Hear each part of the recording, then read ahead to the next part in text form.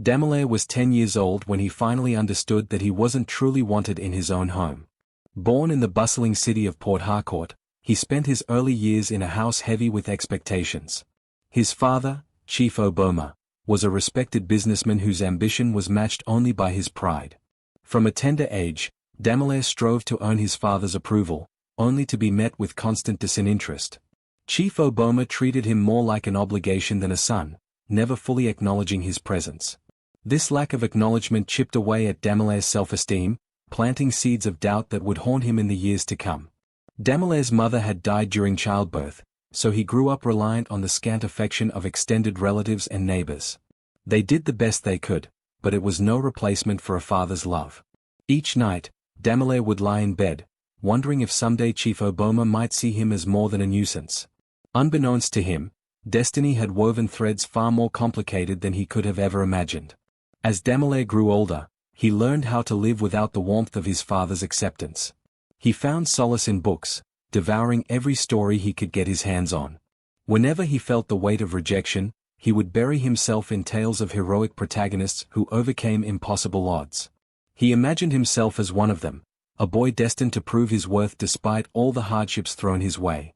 His father's mansion was no home to him. The staff treated him politely but kept a respectable distance, following the stiff protocol set by Chief Oboma. Demele developed a quiet resilience, always prepared to fend for himself.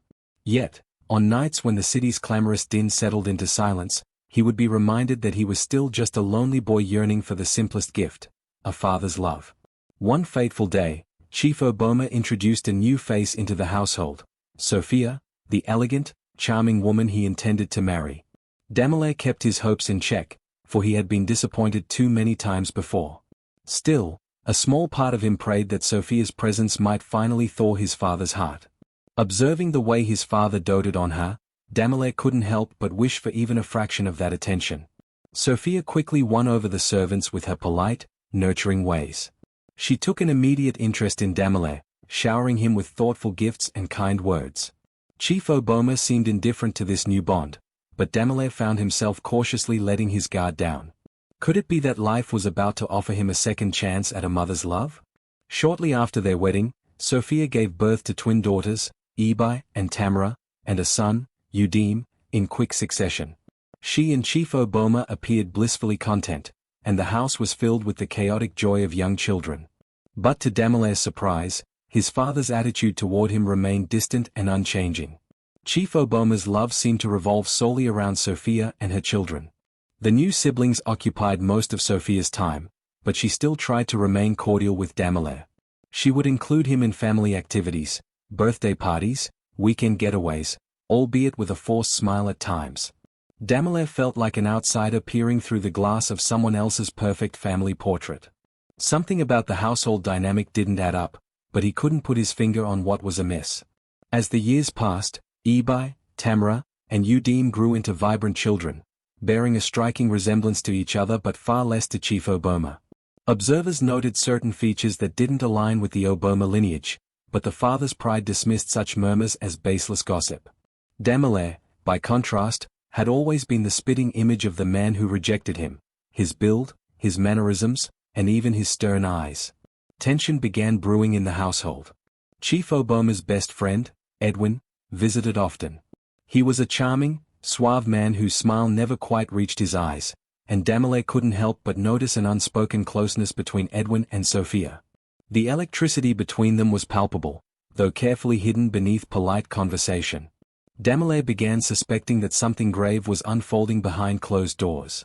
Late one evening, Demele overheard hushed voices echoing down the hall. Creeping closer, he recognized Edwin's voice, taut with desperation. Sophia's whispers were urgent and pleading. Though the words were indistinct, Demele sensed they harbored a scandalous secret. After a brief exchange, Edwin disappeared into the night, leaving Sophia trembling with silent tears in a deserted corridor. Demele's heart thudded wildly. He could only guess at the content of their conversation, but he knew something dangerous had transpired. Curiosity consumed him, yet he felt a twinge of guilt for eavesdropping. He retreated to his room, telling himself that if the truth did come to light, it wasn't his place to reveal it. Little did he know, the consequences of that secret would soon reshape his entire destiny. Rumors in the community began to swirl, subtle at first but growing louder with each passing day. Neighbors and distant relatives made veiled remarks, speculating on the paternity of Sophia's children. Why did they bear no resemblance to their father, yet hinted at features suspiciously akin to Edwin's? Still, no one dared confront Chief Oboma, a man fiercely protective of his pride and reputation. Damile watched quietly from the shadows, astonished by the unraveling drama. He wrestled with whether to speak up about what he had witnessed, but fear of his father's wrath kept him silent. Nevertheless, every stolen glance between Sophia and Edwin, every awkward moment of tension, and every rumor on the street only added fuel to his suspicions. Their secret was on the brink of exploding into the open. One night, in a fit of anger, Chief Oboma confronted Sophia after hearing malicious gossip from a business associate. Demanding answers, he cornered her in the living room. Sophia, exhausted from the charade, finally broke down, sobbing as she confessed the unimaginable truth. Ibai, Tamara, and Udim were not his children. They had all been fathered by Edwin, his most trusted friend. Seething with betrayal, Chief Oboma turned on Edwin. A lifelong friendship was shattered in an instant. Heartbroken and humiliated, he unleashed his fury on both Sophia and his former confidant, threatening to send them to the ends of the earth. Damile, standing on the sidelines, witnessed the destruction of the only semblance of a family he had ever known. When the dust settled, Chief Oboma was left with a wounded ego and a broken heart. And in the midst of that wreckage, there stood Damile, the son he had never truly acknowledged. For the first time, Chief Oboma looked upon the boy and recognized himself in him, not just physically but in the stoic resolve glimmering behind Damile's eyes.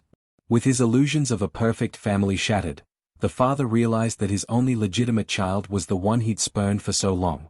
In a moment fueled by regret, Chief Oboma summoned Damile to his study. Over a long, tearful conversation, father and son finally spoke openly. Chief Oboma apologized for years of neglect, admitting his failure to provide love to the one child who truly deserved it. Though his words could never fully erase Damile's wounds, they planted the seed for something fragile and new, the possibility of forgiveness. News of Sophia's betrayal spread rapidly through Port Harcourt's social circles. Edwin, disgraced and shunned, fled the city. Sophia, stripped of any support, took her children and disappeared into the anonymity of a distant town. Though Damile felt some sorrow for his half-siblings, he recognized that this was the only way for all parties to find closure. The reality of his father's mistakes stood like a monument to the consequences of pride and secrecy. Slowly, the father and son embarked on a path toward reconciliation. Damile began assisting Chief Oboma with his business, learning the ropes and forging a bond that had been absent for years. While scars from the past still lingered, their shared determination to build a future kept them moving forward. In time, the people of Port Harcourt saw a remarkable transformation. A rejected young man had become the rightful heir, and in turn, he brought hard-won peace to a once broken family legacy.